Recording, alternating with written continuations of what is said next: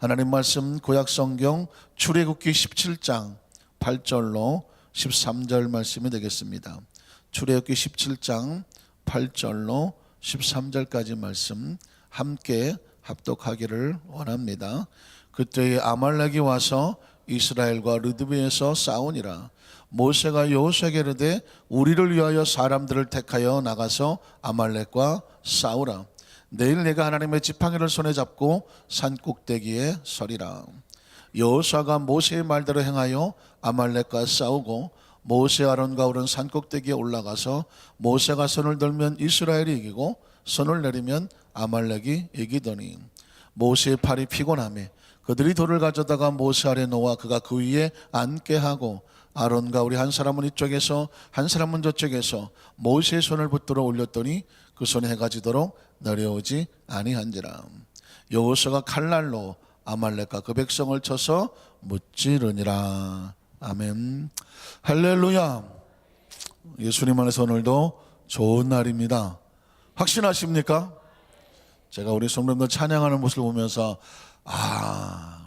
대한민국 성도들은 양반의 자손이라니 쉽게 감정 표현을 잘 못하는구나. 감사의 찬양을 부르지만 얼굴에 감사의 표현하는 것에 익숙하지가 않은 것 같아요. 감사의 고백을 하고 찬양을 하는데 그 찬양함에 있어서 내 얼굴 표정이 정말 하나님 앞에 나 주님의 기쁨 되기 원합니다. 그런데 얼굴 표정은 내 속은 아무도 모를 것이야. 표정에는 잘 안 나타나는 것. 아마 우리는 어려서부터 감정을 이렇게 밖으로 드러내는 것에 대해서 익숙하지가 않은 것 같아요. 너무 막 좋아서 좋아하는 그런 모습이라든가 기뻐하는 모습이라든가 이런 부분에 대해서 너무 호들갑 떠는 거 아니냐. 감정을 극히 절제하도록 훈련받고 자랐지 않았을까? 이런 생각을 가끔 합니다. 왜냐하면 해외에 나가서 외국 성도들 뭐 다 그렇지는 않겠지만은 그 예배 전에 찬양하는 모습을 보면 우리하고 너무 달라요. 그분들은 막 어쩔 줄을 몰라. 어쩔 줄을. 그 감사의 표현을 몸으로 마음으로 그냥 표현하고 싶은 것이 얼굴에 가득하고 몸에 가득한데 우리는 그런 걸 보면서 천박스럽게 해요.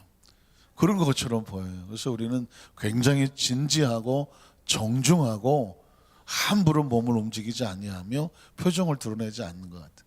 그런데 딱 한 군데서만은요 그거 내려놓으셔야 돼. 어디 앞에서? 누구 앞에서? 하나님 앞에서. 그래서 여러분 여기서는 얼굴 표정이 파한 데서가 돼서 파한 데서 얼굴 표정이 막 이렇게 좀 막 이렇게 해도 좋으니까 기쁨과 감사의 모습을 하나님 앞에 마음껏 펼칠 수 있는 그런 모습이었으면 좋겠습니다. 한번 따라하실까요? 우리는 하나님 앞에서 다 어린아이다.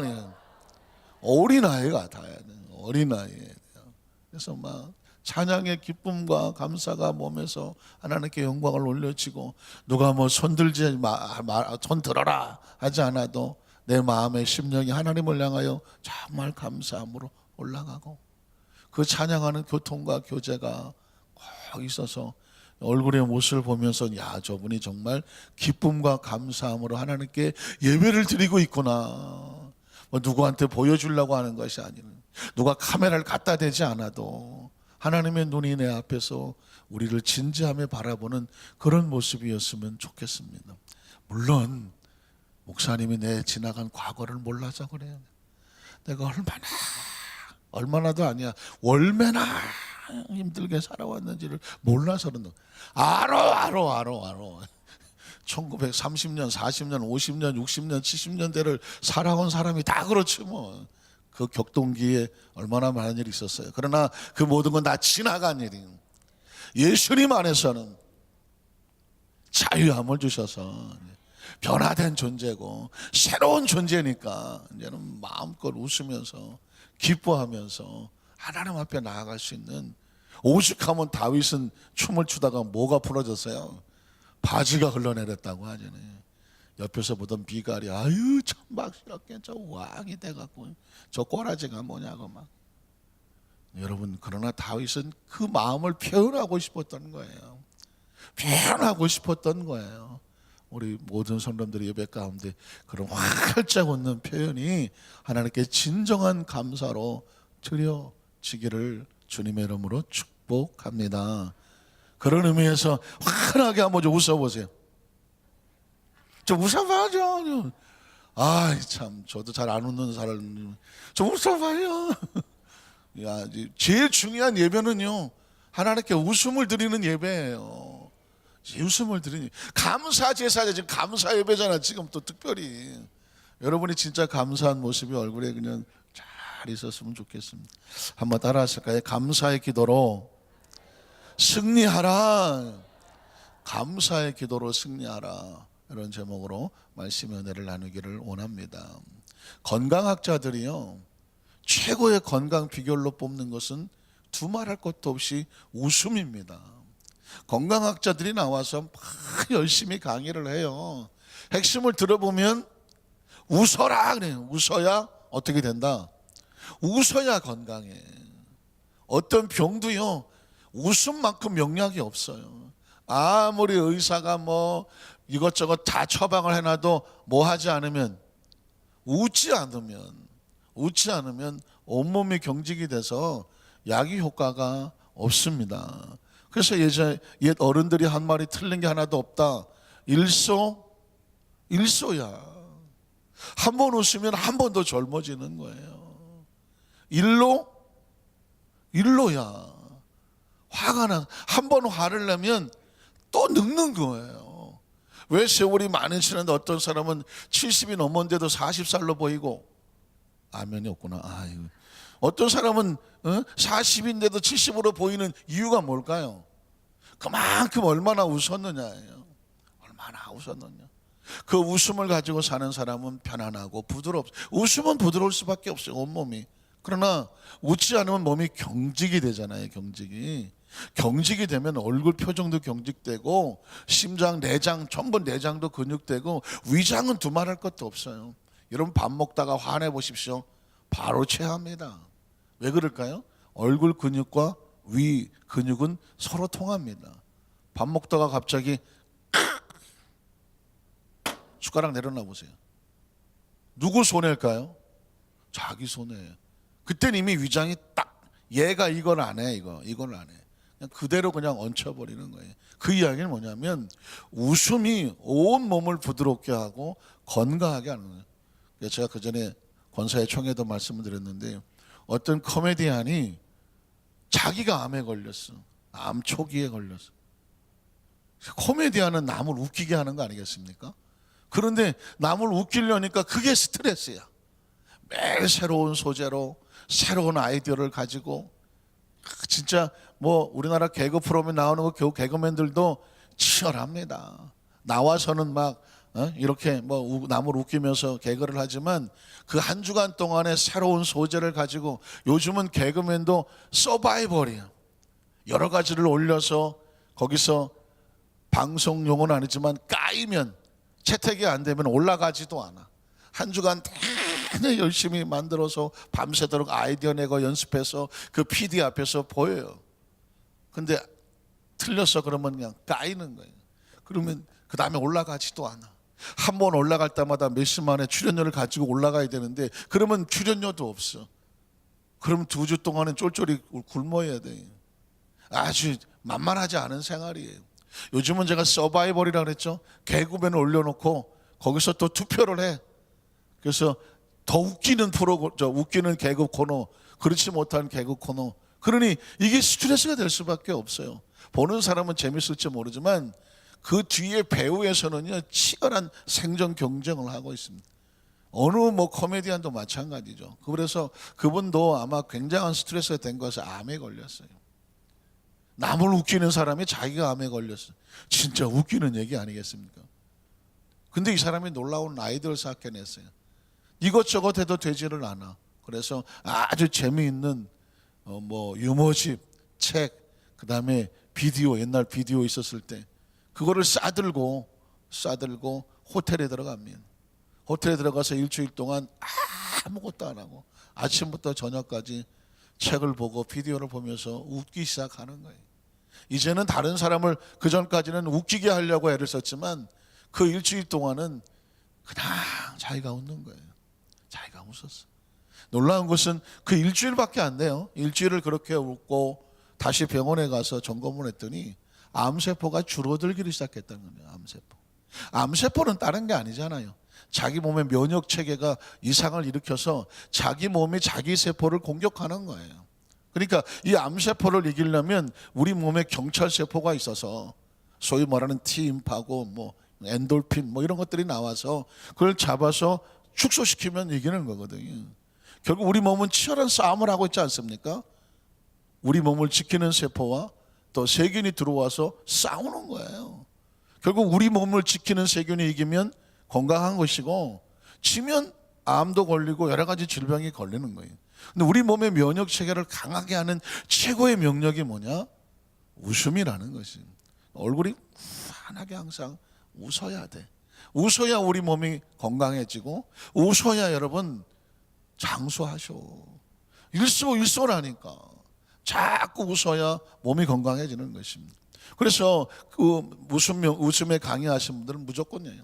요즘은 웃음 치료학이라고 또 세미나 강사도 있어. 웃음 치료 강사도 있어요. 아예 웃음 옆에 뭘 붙였어요?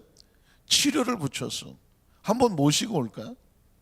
그분들은 그냥 오자마자 2시간 내내 막 온몸을 던져서 웃기기 시작하는 거예요. 그럼 막 2시간 내내 웃는 거예요. 안 웃을 수가 없어. 그냥 죽일 듯이 덤벼들기 때문에 웃어야 돼. 웃어야 돼. 그 이유가 뭐냐? 웃으면 치료된다는 것입니다. 그런데 여러분, 이건 예수를 믿느냐 안 믿느냐하고 상관도 없어. 왜? 우리 몸 자체를 하나님이 웃으면 건강해지게 만들어 놓았다는 것입니다. 근데 예수를 믿으면서 안 웃으면 어떻게 되는 거야 이거? 또 여러분, 건강의 축복뿐만 아니라 부와 명성과 성공의 비결을 가지고 있는 저 중세로부터 내려오는 아주 특별한 그룹이 있습니다. 자기들끼리 어떤 비법을 가지고, 그래서 나온 책이 시크릿이라고 하는 책이에요. 어떤 책 제목은 비슷한 내용이지만 매직이라고 붙였어요. 거기에 인간이 성공하고 또 부유해지고 명예를 얻을 수 있는 아주 특별한 비법이라고 자기들 가문에만 몰래 숨겨서 내려온 비법이에요.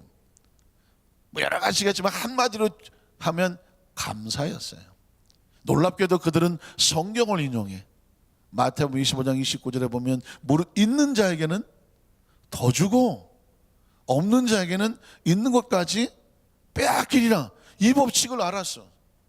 근데 거기에 있다는 것이 뭐냐면 감사였어요. 놀라운 일입니다.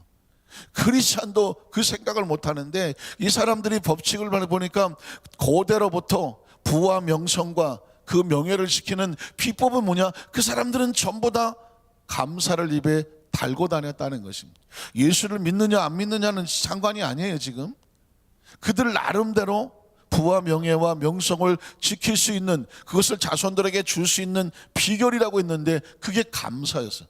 그 사람들은 늘 하루를 뜨면 살아있음에 감사하고, 햇빛에 감사하고, 공기에 감사하고, 자연을 보고 감사하고, 서로를 보고 감사하고, 자기 자신을 보고 감사하고, 주어지는 모든 것에 그냥 감사를 입에 달고 살았어.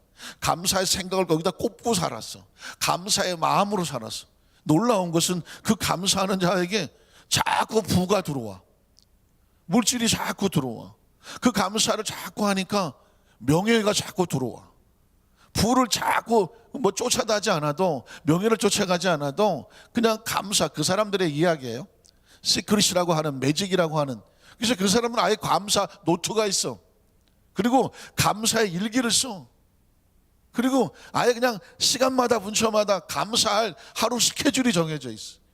놀라운 일입니다. 예수 믿는 크리스찬은 그 성경 그 얘기가 있는데도 우리는 못해. 그런데 예수를 믿든 안 믿든 그 사람들은 그 법칙을 가지고 자기들끼리 비밀스럽게, 이건 말이야 우리 집안에만 지키는 비밀이다. 아버지가, 너희 할아버지가 이거 붙잡고 성공해서 여기까지 왔다. 아들아, 손주야, 이걸 지켜라. 그걸 준 비밀을 보니까 감사해요. 다른 특별한 게 아니었어.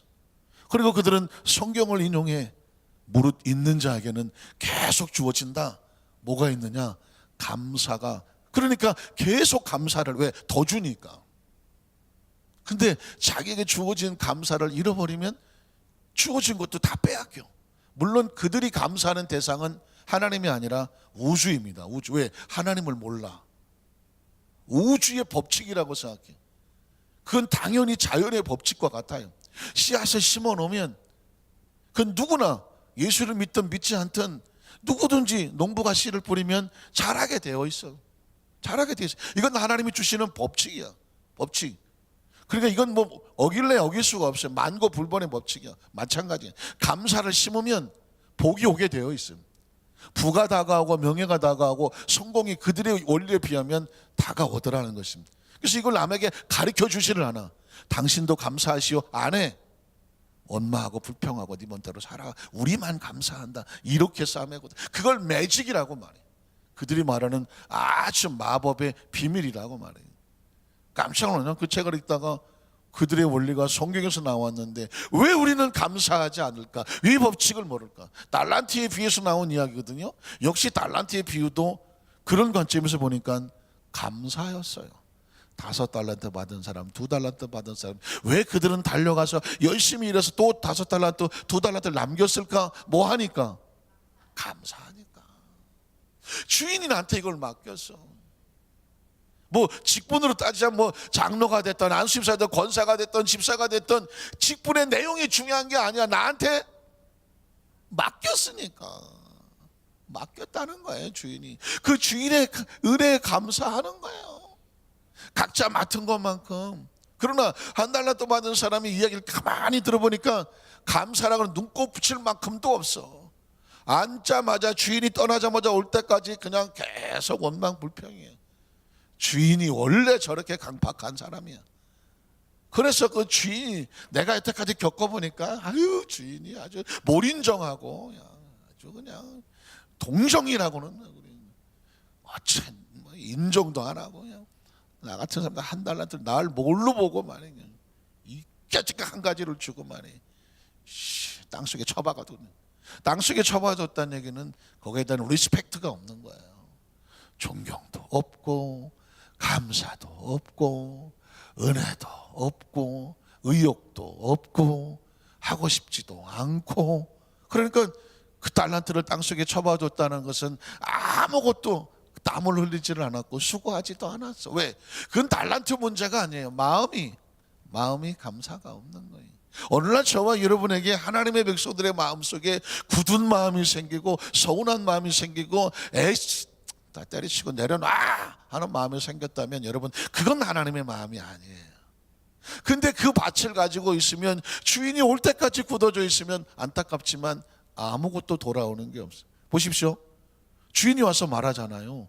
내가 지극히 적은 일에 충성을 다했어. 내가 더 많은 거 줄게. 더 많은 거. 내 주인의 즐거움에 참해. 주인은 우리에게 달란트고 보고 야씨 너 많이 남겼네. 와 달란트 아이고 내 돈 이게 아니라니까요. 네가 나한테 일을 어차피 종의 것이 아니야. 15달 날렸다 그래서 5개 중에 뭐 1개 너 줄게 그런 법칙도 없어. 어차피 주인이 다 가져가는 거예요. 그런데 마음을 보는 거죠. 야 너한테는 내가 더 많은 걸 맡기고 싶다. 그리고 내 즐거움을 같이 네가 나눴으면 좋겠다. 더 주자고 말하잖아요. 그래서 그 달란트의 비유의 마지막 원리가 그거예요. 야 1달란트 받고 처박았던 거 내놓으라고 그래. 그거 누구에게 줍니까? 10달란트 가진 사람에게 줍니다. 그래서 성경의 법칙은 무릇 있는 자에게는 더 주는 거예요. 잘하는 사람에게 더 감사하는 사람에게 더 많이 맡기는 게 하나님 나라의 법칙이에요. 감사하지 아니야. 감사할 줄도 뭐냐며 주어진 것도 썩히는 사람에게는 내놔야 내놔. 왜? 하나님의 나라의 이 은혜를 썩혀서는 안 돼. 그거 내놔서 어떻게? 있는 자에게 더 주라는 것입니다. 하나님의 나라는요 법칙이 있어요. 일하는 사람에게 주는 것입니다. 일하는 사람. 제가 그 법칙을 알았어요. 대학원에 다닐 때 1학년 때 반장을 했거든요. 그러니까 제가 부족하고 뭐 나이도 제일 어렸어요. 제일 연소했어요. 저보다 뭐 더 나이 많고 훌륭한 사람들도 많았어요. 어떻게 들어가자마자 제가 반장이 됐어요. 그런데 그러다 보니까 어쩔 수 없이 강단에 서야 되고 나서서 일을 해야 되고 하니까 생각지 않은 은혜가 막 쏟아져. 막 그냥 나도 모르는 지혜가 생기고 능력도 주셔. 그런데 그 다음에는 학생 일을 하지 않았어요. 그리고 마음에 내가 상처를 받았어요. 너무 많은 시달리고 하도 몰아간 사람이 많아갖고 2학년 때는 제일 늦게 갔어. 5분 전도 안 돼. 시작 좀 땡치면 들어가서 앉았다. 맨 뒷자리에 앉았어. 끝나고 뭐 마지막 기도하면 그냥 꼴보기 싫어 다 튀어나왔어. 1년을 그렇게 했어. 2학년 때 할 때. 눈물로 지냈어. 왜? 몸은 편했으나 은혜가 없어. 능력도 없고. 내 마음의 상처와 아픔에 갇혀서 1년을 그렇게 지냈어. 그때 깨달아진 게 있었어. 내가 직장을 하러 온 것도 아니고 사업을 하러 온 것도 아니야. 하나님의 은혜는 일해야 주더라. 3학년 때는 나가서 학생회 총학생회 총무로 출마해서 회장은 해봤으니까 총무로 출마를 했어요. 그래갖고는 한 이유가 딴 게 아니에요. 하나님의 일은 해야죠. 하나님의 일은요 뭘 맡아야 주셔. 일을 해야죠. 일을 해야. 좀 꺼주세요. 좀 꺼줘. 저는 얘가 싫어. 아유, 쟤만 켜놓으면 목이 아파. 충분히 따뜻하죠. 네. 자, 그래서 저는 여러분들에게 원합니다. 그래서 학생회장이 총무로 나가서 당선이 됐어요. 그때는 제가 뒤도 안 돌아보죠. 왜요? 일하는 사람에게 주더라. 다시 일할 수 있는 능력이 생기더라고. 말씀도 생기고 지혜도 생기고 리더십도 생기고 생겨요. 그게 성경적인 법칙이에요. 그 이후로 지금까지 저는 하나님께서 어떤 일을 맡기시려고 할 때 아유 그냥 당신이 해. 미루지 않아요. 주어진다면 내가 할 수 있을지 잘 몰라. 그런데 하나님께서 너가 해야 될 상황이다 라는 상황이 돼버리면 할렐루야로 먼저 그 일을 맡아. 왜? 어차피 능력은 누가 주시는 거예요? 하나님이 주시는 거예요. 하나님. 자, 여러분 성경 오늘 본문의 내용을 보면 너무 잘 아시는 거예요. 그냥 설명으로 끝낼게요. 출애굽기 17장에 보니까 르비딤에서 아말렉이 쳐들어와. 여러분 참 신기합니다. 출애굽기 15장에서는 아니 14장에서는 홍해수 앞에서 이스라엘 백성들이 원망하고 불평합니다. 여기서 죽이려고 하느냐라고. 15장에 오니까 마라의 쓴물 앞에서 또 원망하고 불평합니다. 이거 쓴물 먹고 죽게 생겼다고 합니다. 16장에 오니까 고기가 없다고요. 만나와 메추라기. 17장에 오니까 지난 목요일날 마사무리바 해갖고 하나님이 계시냐 안 계시냐. 14, 15, 16, 17까지 계속 원망과 불평이 끊어지지를 않아. 그런데 오늘 르비딤 전투에서는 어떻게 하는지 아십니까? 원망과 불평이 없어. 모세가 딱 전쟁이 벌어지자마자 또 이스라엘 백성 원망 불평할 상황인데 아니에요. 자, 여호수아 나가서 싸워라. 나는 내일 하나님의 산 꼭대기에 올라가서 기도하겠다라고 말합니다.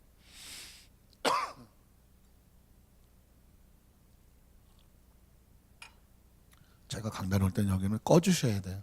아까 그냥 날씨가 추운가 하고 해놨는데 쟤는 나하고 조금 힘들어. 나는 방향을 이렇게 틀어주시거든.